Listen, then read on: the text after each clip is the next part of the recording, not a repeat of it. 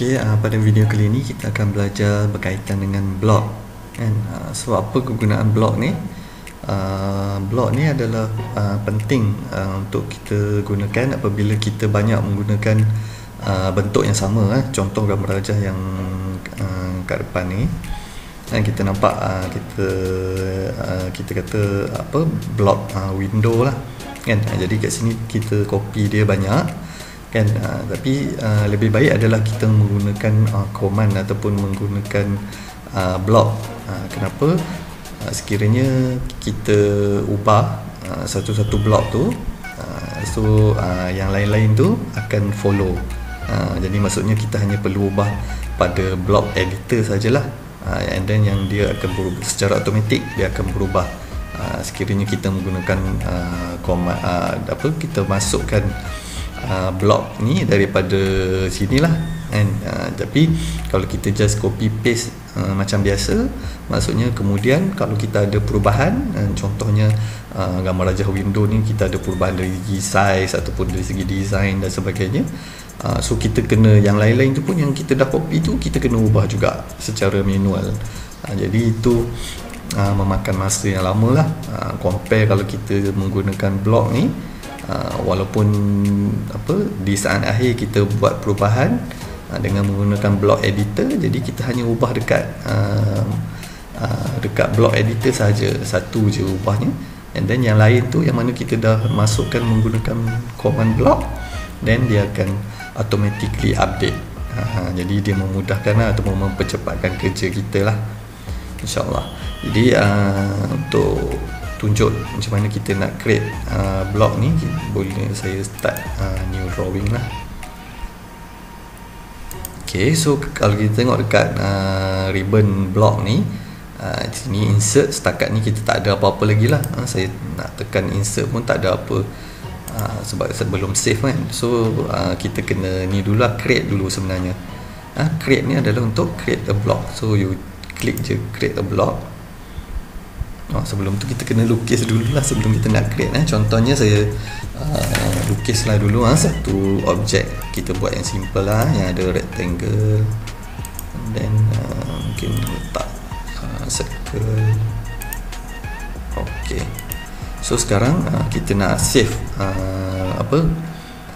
gambar rajah ni, yang kombinasi daripada dua lah, dua polyline lah kita kata kan, satu bentuk rectangle, satu bentuk circle. Jadi saya nak savekan dia sebagai satu blok lah. Jadi kita kena create blok, ok, and then namakan dia apa, nama terpulang lah kita nak letak apa. Ni contoh yang saya buat ni, saya letak A, simple lah. Ok, and then first kita pick point, so you pilih lah mana-mana point yang you nak ni sebagai panduan. So kita pilih dekat end point ni. Selepas pilih pick point, kita akan pilih objek, select objek. Ok, select objek. Jadi select lah kedua-dua objek yang kita nak tu, enter. Ok, and then dia ada pilihan lah dekat sini, sama ada kita nak retain, maksudnya retain tu kita nak kekalkan objek yang ada sekarang ni, ataupun nak terus nak convert to block. Kita nak convert yang sedia ada ni sekarang, convert ke block. Kalau retain ni maksudnya dia akan save, tapi yang asal ni dia akan retain sama, dia akan kekalkan yang sama. Ataupun pilihan yang ketiga, delete lah. Maksudnya yang asal ni dia akan delete, dia akan save ni sebagai block A, tapi yang asal ni dia akan delete kan. Jadi untuk yang pertama ni mungkin kita pilih dulu yang retain kan, retain. Okay, yang ni untuk behavior block ni, ni untuk skala lah, sama ada nak annotative, untuk dia sebarang kita lakukan perubahan skala, kemudian dia akan follow, ataupun kalau kita nak annotative kita boleh pilih ni lah, scale uniformly kan. Biasanya kita akan masuk lah skala, maksudnya kita nak besarkan skala 2, 3 dan sebagainya, dia akan ikut skala itulah. Atau and then allow exploding, kalau kita nak explode lah. Sekarang ni kita dah jadikan dia sebagai satu blok, tapi kalau kita nak benarkan, kita nak pecahkan dia nanti kemudian, so kita kena klik allow exploding. Okay, so sekarang ni yang A ni kita pilih retain contohnya, then okay. Okay, so sekarang kita tengok blok yang asal ni, kalau kita klik dekat dia, dia dah masih sebab kita dah pilih retain tadi, dia masih objek yang lama. Tengok dia bukan sebagai satu entity block. Compare dengan sekarang, kita tengok dekat insert yang baru ni, saya save tadi A, okay, saya insertkan dia. Okay, so sekarang ni kalau kita tengok ni blok A yang baru. Saya hanya dengan satu klik dia telah save sebagai satu blok lah, itu blok A. Compare dengan ni yang original dia lah, yang asal, dia masih lagi dua entity yang berbeza, satu rectangle and then satu lagi circle. Okay, so kita cuba lukis yang lain pula. Kita cuba buat contoh bentuk yang lain. Kita buat macam ni, dan satu lagi juga kita buat kecil macam ni. Okay, so kita create new object tadi. So namakan dia, yang ni contoh saya namakan B, and then pick point, ambil lah mana-mana bucu. Okay, sini, and then select object. Okay, kita select object kedua-dua ni, enter. Okay, so tadi kita dah pilih retain, sekarang kita cuba pilih pula convert to block. Tengok apa perbezaan dia kan. And then yang lain ni boleh kalau you nak klik untuk scale dia, sama ada untuk nanti dia boleh scale uniformly dan juga allow exploding. Okay, okay. So sekarang kita tengok yang ni pun dia dah convert to block kan. And then yang baru tadi of course lah, kalau yang B ni kita masukkan insert, ini pun dia akan jadi sebagai satu blok lah, iaitu blok B. Tapi kita tengok yang original punya drawing tadi pun dia dah convert ke block, sebab pilihan kita tadi dah convert ke block ataupun convert to block. Dan kita buat contoh yang ketiga. Okay, contoh kita buat satu lagi ada dalam dia. Okay, so yang ni kita create sebagai new ni lah, create new block. So saya namakan dia C yang ni. Okay, pick point, pilih satu bucu. Okay, dan select object, pilih kedua-dua objek ni, enter. So sekarang kita pilih delete pula kan. So tengok macam mana jadi. So okay, so kita tengoklah bila kita okay, dia sebab kita dah pick delete tadi, so original punya drawing tu dia akan tak ada lah, objek yang asal tu tak ada kan. Tapi dekat sini ada, jangan risau. Kita dah save A, B dan juga C. Dia contoh lah macam mana kita nak buat ataupun macam mana kita nak create block. Okay, so contoh sekarang ni block yang apa tadi, B kan. So saya cuba copy blok B ni. Okay, saya copy a few lah. Contoh kita nak guna banyak kan. Okay, saya copy banyak-banyak ni kat sini. So sekarang saya cuba edit. Nak edit dia, kita just pergi double click, and then dia akan keluar dialog box ni, edit block definition. Okay, so kita pilih lah sama ada A, B ataupun C yang kita nak edit tu kan. So contoh sekarang tadi saya nak ubahkan B ni, so klik OK lah. So dia akan masuk ke dalam, kita kata block editor punya page. So dia punya background pun jadi warna grey. So kita sekarang ni kita boleh ubah lah, kita dah dalam block editor. So ini adalah block B. So contohnya lah saya nak tambah lagi bentuk, ada lagi bentuk circle kat ujung ni kan. Ni kat sini pun nak tambah lagi circle kan. Maksudnya dah nampak berbeza lah blok yang baru kan. Ok, so saya close, and then dia akan tanyalah save kan ataupun discard. Kalau discard tak nak save lah, so kita pilih save lah, save the changes to B. So nampak dia automatically blok-blok yang blok B yang kita copy tadi, automatic dia akan ubah ikut yang baru. kan. So kita tengok dekat bahagian insert pun B tu pun dah berubah. Sebab saya dah edit tadi kan dekat block editor. So mana-mana block yang kita dah copy tadi, dia akan automatically update. Jadi dia memudahkan kerja kita lah. Kalau so, that's why dinasihatkan objek-objek yang kita, kalau kita guna banyak dalam drawing tu, objek yang sama kita copy-copy tu, so make sure kita save dia sebagai block kan. Jadi memudahkan kita untuk kemudian ni untuk edit dia lah kan. Sekiranya ada perubahan dan sebagainya, then kita ubah sekali je. Yang lain-lain tu, yang mana kita dah copy tu, dia akan automatic update. Jadi secara tak langsung memudahkan kerja kita lah kan. Jadi saya rasa buat setakat ni dulu untuk function block lah. Okay, terima kasih. Seterusnya pada video kali ini kita akan belajar berkaitan dengan hash ataupun hatching. Jadi hash ni kita boleh pilih dekat sini lah, kalau dia punya icon hash. So bila klik hash tu, dia akan masuk ke hash punya creation. Ataupun kita boleh juga guna shortkey lah dekat keyboard, hash, enter. So sama dia akan masuk ke hash punya creation. So untuk kita nak buat hatching ni, first of course lah kita pilih pick point, then kita boleh pilih lah dekat mana area yang kita nak buat hash tersebut kan. Tapi of course kita boleh pilih lah pattern yang mana kita nak kan. So kat sini ada banyak pilihan. Kebiasaannya hash ni dia menunjukkan jenis material lah. Contoh ada brick kan? Dan pelbagai lagi lah, ada earth, ada brickstone dan sebagainya. You boleh pilih lah hash apa yang kamu nak. Contoh kat sini saya pakai yang brick ni. So tengok kat sini tak macam scale dia tak ni kan.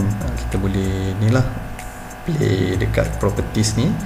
So dekat contoh kita ubah dia punya scale lebih besar. So kita kena besarkan scale dia lah untuk nampak lebih jelas kan. Okay, and then selain betul tu angle, sekarang ni kedudukan 90, so saya ubah kosong. Okay, so kalau scale nak lagi besar, saya masukkan 500 contohnya, enter, nampak lagi besar lah. Dan selain tu kita boleh juga ubah dia punya transparency. Kalau ada keperluan untuk nampak dia sebagai transparency, dan kita boleh ni lah, bila saya dah tak terang lah, kurang terang lah, transparency tinggi. So kalau saya nak letak 40 dan sebagainya, boleh lah, tak ada masalah, pilih je berapa nak. Okay, and then kita tengok apa lagi dekat properties. Ni tak ada apa untuk pilih layer. Kalau kita ada dah create layer properties, then kalau kita dah create layer hash, dan kita boleh pilih lah kat sini layer hatching. So contoh kat sini layer hash tu belum diwujudkan, kita ambil yang default lah, kosong. Okay, ni benda-benda yang kita boleh ubah lah, pattern, transparency, angle dia tadi, dan juga scale lah. So scale ni kamu boleh play around. Kalau nak nampak dia lebih besar, you besarkan lagi lah scale. Kalau nak reduce, kecilkan, then you kecilkan scale lah. Okay, then kita boleh tengok juga dekat option ni. So untuk for example, kita dah buat hash untuk kedua-dua objek ni, tapi kita nak supaya dia separate hatching tu, then kita boleh, kamu kena ni lah, klik dekat sini create separate hatches kan. So nanti dia akan separate lah hash ni.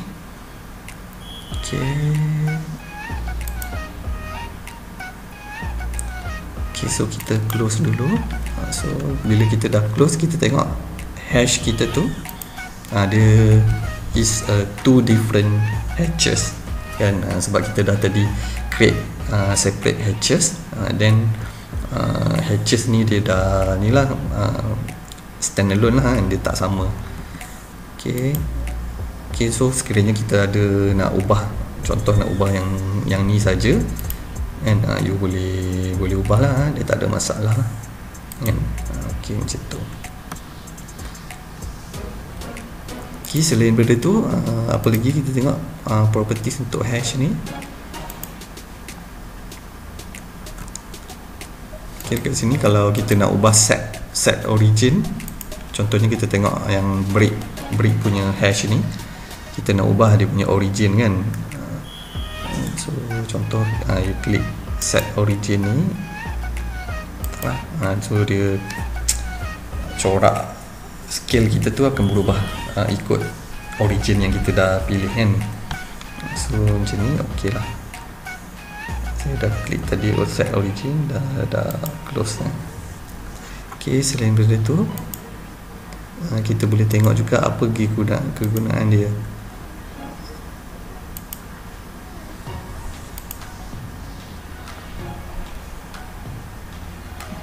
Kita boleh cuba ni, cuba hash, buat hash yang kat bawah ni pula.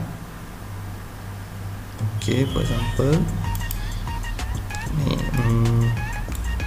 kita tengok dekat option.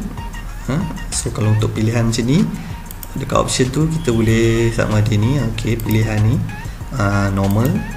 Kalau normal macam ni, ataupun kita nak outer island detection, dia bahagian luar saja yang dia hash, ataupun kita ignore island detection, so dia akan hash keseluruhan area tu lah, walaupun ada island kat situ kan.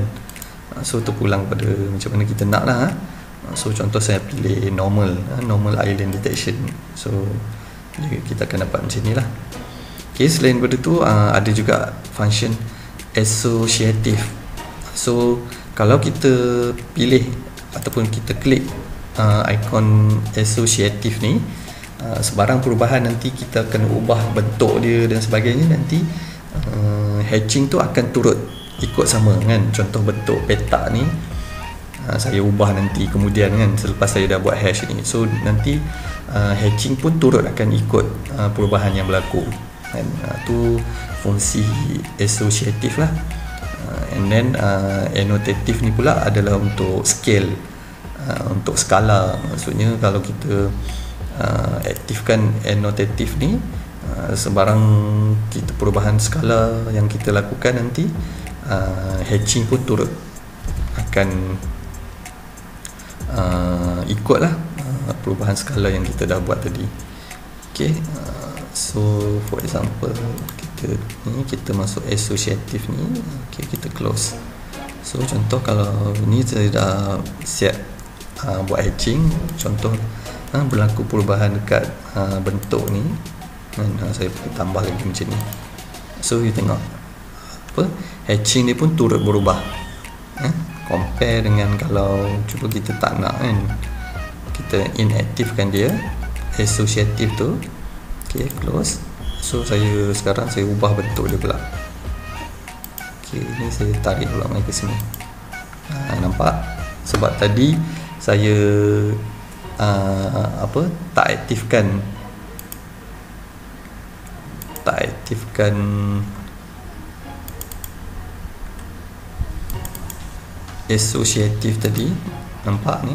Ni. So sebarang perubahan yang saya dah lakukan tu, dia tak, hatching tu dia tak ikut sekali. Itu inilah macam mana ataupun apa yang dikatakan associative lah. Okay, so kalau saya aktifkan dia ikut lah. Okay, kita akan tengok function annotative dalam hatching ataupun hash ni. So kita buat hash yang baru, hash, enter. So kita pilih pattern, nak pattern yang mana. Contoh saya ambil pattern yang ni. Okay, nampak tu. Okay, so untuk hash yang pertama ni kita tak payah aktif annotative dia kan. So kita close, and then kita buat hash yang baru sebelah dia, hash, enter.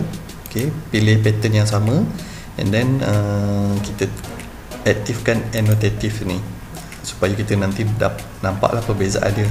Apa perbezaan apabila kita aktifkan ataupun kita inaktifkan annotative. So close. So saya dapat dua hatching yang berbeza lah. Satu annotative dia aktif, satu lagi tak aktif kan.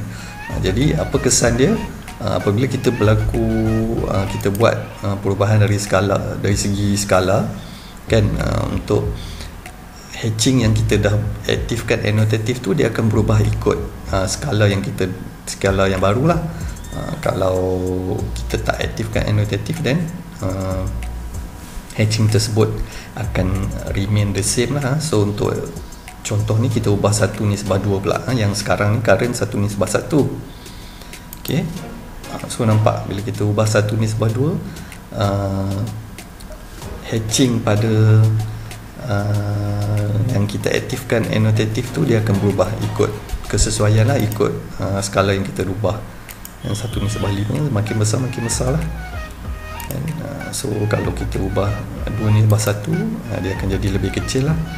And compare dengan yang kita tak aktifkan annotative, dia akan remain the same lah apabila kita ubah skala ni. Okay, so itu function annotative tadilah.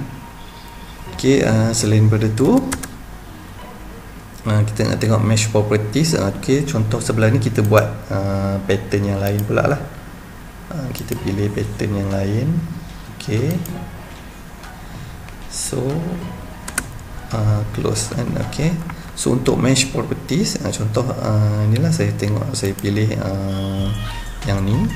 Saya nak meshkan mesh properties.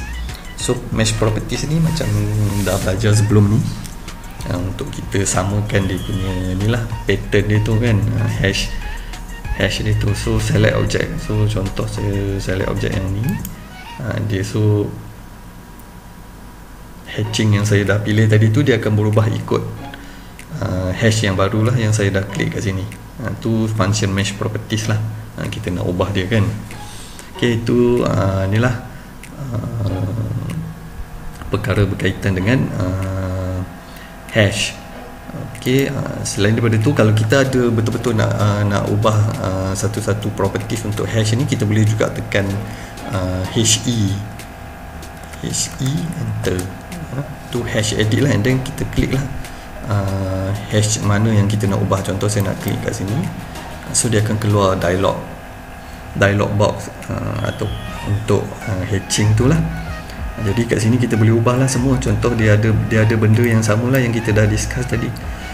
Dia ada pattern, scale, angle, then ni untuk kita pilih dia punya boundary, and then tadi kita dah discuss lah annotative, associative, separate, hash. So semua ada benda yang kita dah discuss tadi. Ni juga yang island tadi, nak pilih normal, auto ataupun ignore, outer, ignore ataupun normal. Pemilihan kita nak buat hatching kita tadilah kan. Ni tolerance dia. Okay, so kita boleh juga preview lah. Kalau kita nak ubah dia punya pattern dan sebagainya, kita boleh preview kat sini. Jadi itu kalau kita nak ubah hash lah.